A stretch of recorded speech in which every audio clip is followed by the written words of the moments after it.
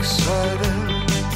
My little China girl says, oh baby, just you shut your mouth. She says,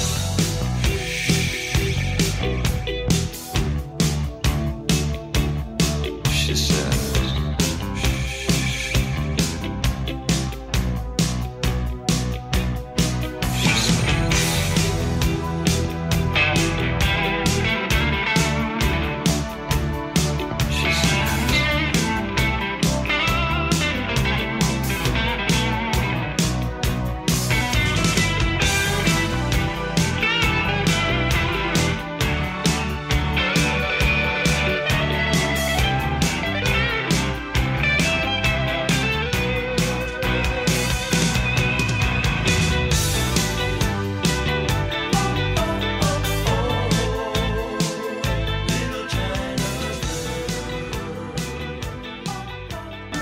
Okay, I'm back.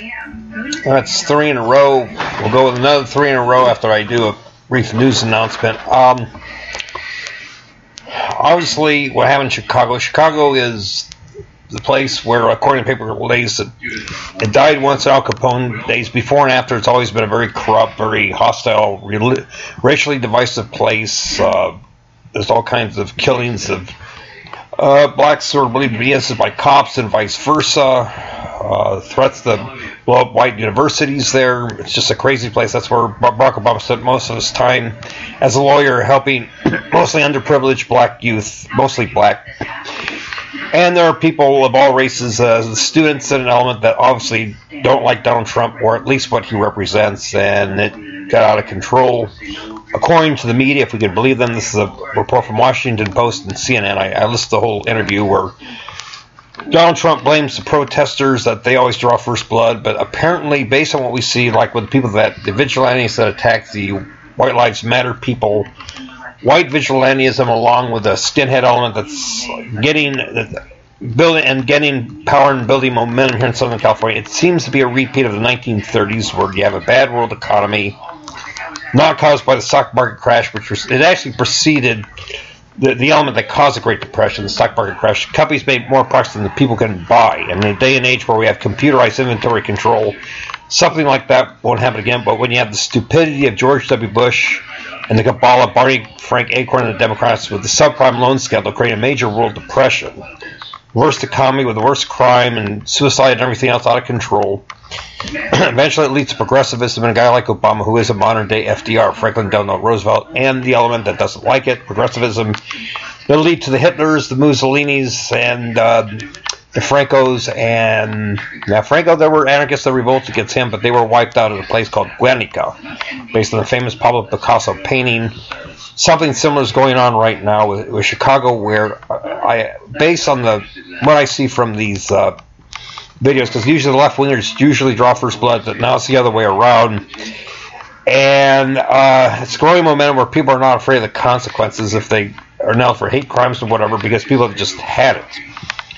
So how is this not going to lead to World War III in history repeating itself, which is all that ever has? A white man once said there's no such thing as a present or a future, only a past occurs again and again and again. Well, we're a lot more high-tech right now, a lot more weapons out there, a lot more high-tech weapons. It could get totally out of control based on where this momentum is taking us.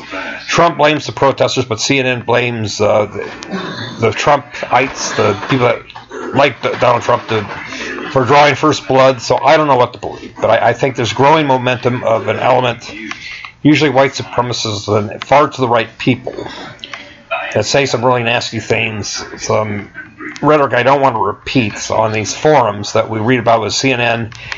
And it's the kind of thing where this could be very negative momentum if we don't do the right thing and diminish government by simply not paying taxes and rewarding people with tax audit charities like I do at anarchyforever.com. So if you want to go to Google News, that's a long article and a very long video that they played about Donald Trump, a speech he gave prior to and then later after an interview where the second rally was actually canceled after the first one was interrupted. So this is a guy that, Illinois, you have a high number of potential delegates. That's the kind of thing where this guy shows up, and I think it's going to get worse even in some other places, even though there's nothing probably more divisive than Chicago other than here in California, where, because by and large, with the Minutemen, we got most of our retaliation against us by the cops and the left-wing protesters. Cops that arrested 5 innocent Minutemen just for being victims of a crime here in California and Chicago. And I applied to about 5 or 6 people, if I remember, and also a person in Texas. So that's what they will do to people. They prosecute you just for being a victim, which is why